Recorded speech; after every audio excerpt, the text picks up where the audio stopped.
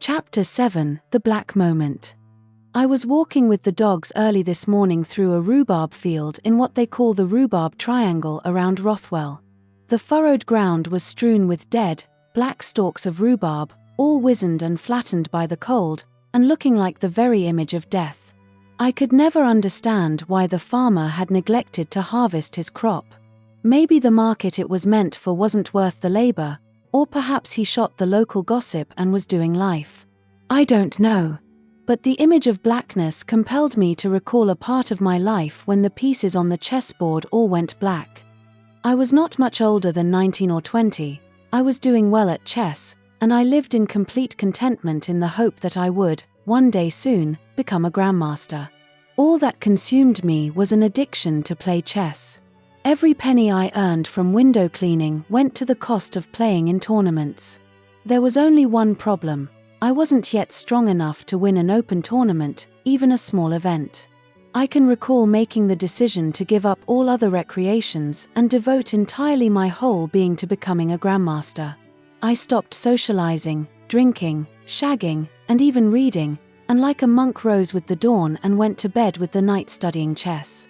My grade began to rise quickly, but there was a price. Slamming your brain with a puzzle throughout the duration of almost every second, every minute, every hour, every day, every week, every month, and nearly every year. But it didn't reach a year. I never did get to put that test to my brain for a year. I never knew anything was wrong until that day, in the kitchen with the oven door open, belting out fire and the pieces turning color before my very eyes.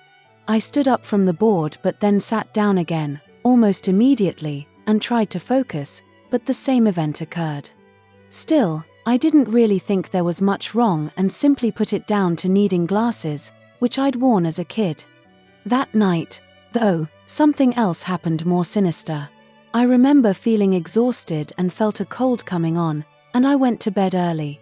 I must have fallen almost instantaneously into a deep sleep because I tried to recall on the next day the events leading up to what happened. I awoke in the dead of night. Nothing was stirring, and it was cold. I tried to fall back asleep, but I couldn't do so, and I lay there instead staring at the curtains as they moved with the night's breeze. No, not there. SSC. Shush. Over there. Be quiet. The voices were coming from downstairs in the living room. They traveled up along the staircase to my bedroom door, which was half open. No, shush, don't move. Listen. I knew I wasn't dreaming and was completely awake, and the whispers didn't terrify me but unnerved me, as I had enough reason to know if there was anyone down there, the dogs would have them.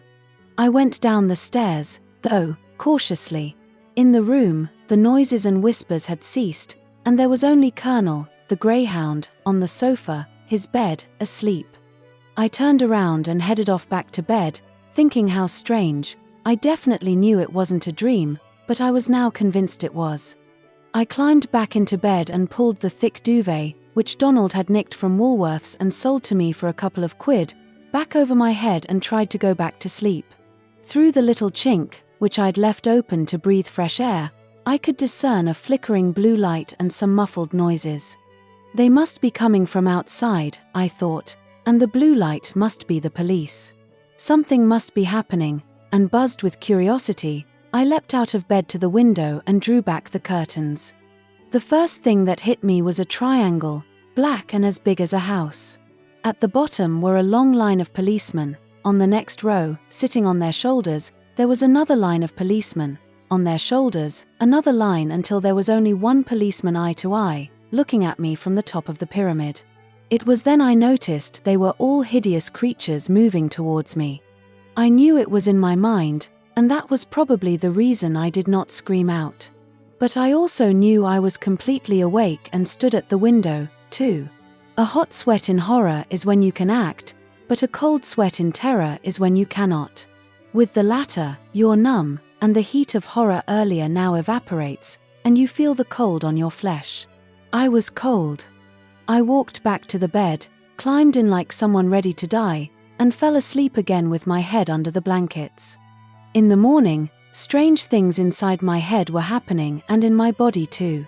I knew I'd pushed my mind to extraordinary feats of mental endurance in the endeavor to study the art of chess, and that there was nothing at all wrong with my social life or physical life, too, as I still ran every day, to cause such a catastrophe of the mind. No, here was something completely different happening. One day, you're fine and dandy, and the next you're an introvert and scared. Can it be that the exercise of thoughts can bring about mental change and physical inertia? Can it be that forcing your brain to dance their little electrical impulses all day long can force them to shut down, just as the muscles and bones on an exhausted runner would do? I don't remember much else, except this unendurable torment of life, a tremendous sense of not wanting to be here, an exit and a quick way out. If the devil would have led me by the hand to some bridge and said, "There you are, Karl," I would have leapt with joy to end that horror I felt in my mind. The devil didn't come though, and the madness didn't stay either, and slowly disappeared over a matter of weeks when I began to run again to forget the torment of the mind. Something did snap in my skull then, I know that now. After that, I did carry on playing chess, but I took things easy from then on and let my old recreations of debauchery run back into my arms and life.